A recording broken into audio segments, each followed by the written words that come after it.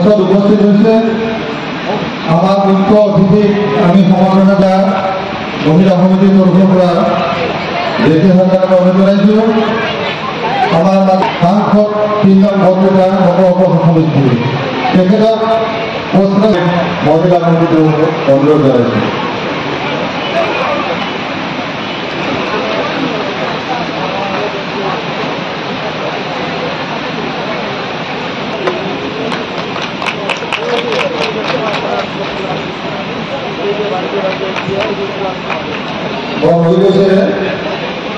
প্ৰাক্তন সভাপতি আৰু প্ৰস্তাৱ সচিব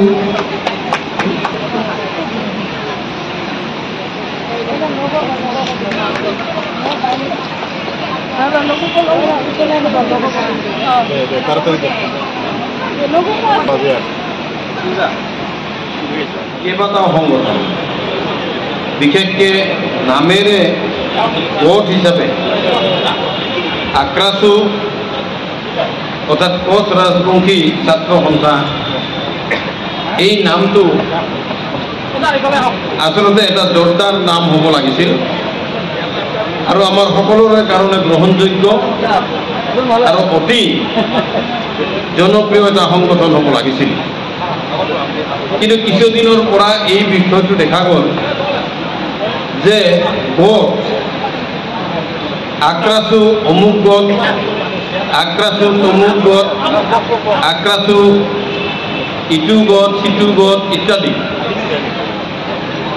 এই যে গোট হিচাপে আহিল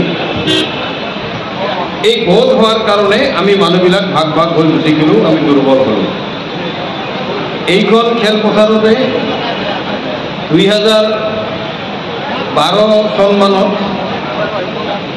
ইয়াত পুনৰবাৰ একত্ৰিত হৈছিল আৰু সেইদিনাখনৰ সমাৱেশ বহুত যথেষ্ট জনসমাৱেশ ইয়াত হৈছিল।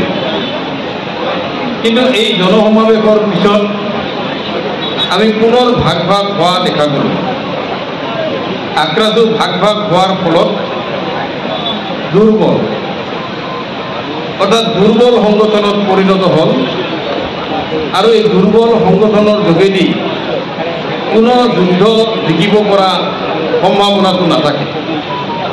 গতিকে কোচ ৰাজবংশী জনগোষ্ঠী এইবাৰ পুনৰ একত্ৰিত হৈছে।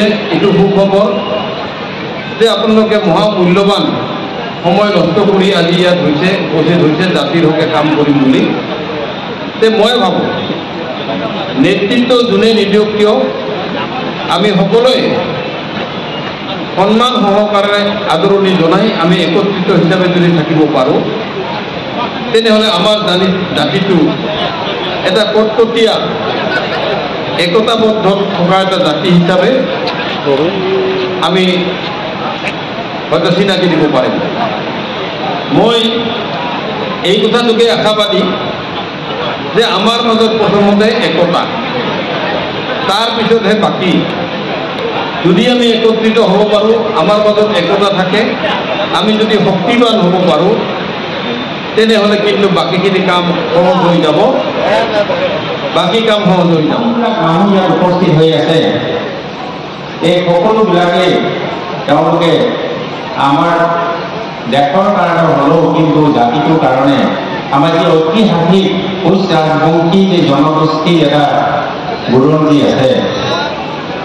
আৰু আজি আমাৰ যি অৱস্থা অৰ্থনৈতিকভাৱেই হওক প্ৰত্যেকভাৱেই হওক বা আমাৰ জাতিটোক প্ৰতিষ্ঠিত কৰিবৰ কাৰণেই হওক বা ভৱিষ্যত আমাৰ প্ৰজন্মৰ কাৰণে কিবা কৰিবৰ কাৰণে যি আমি সংঘৰ্ষ কৰিব লগা হৈছে, আন্দোলন কৰিব লগা হৈছে, এই সকলোবিলাক নেতাৰ তাৰ কাৰণে ত্যাগ আছে। আৰু একেলগে তেওঁলোকে আজি এই সভা মঞ্চত উপস্থিত হোৱাটো মই ভাবোঁ এটা আমাৰ আনডিভাইডেড অবিভক্ত গোৱালপাৰা জিলাৰ লগতে সিঁচৰিত হৈ থকা সকলো প্ৰান্তত থকা সকলো ৰাজবংশী জনগোষ্ঠী প্ৰতিজন প্ৰত্যেকৰ কাৰণে এটা ঐতিহাসিক ক্ষণ হৈ যাব।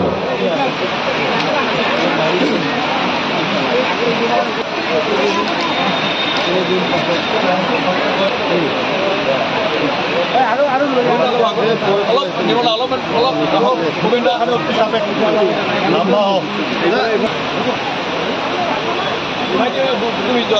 ফটো নাহে অলপ কথাই দেখ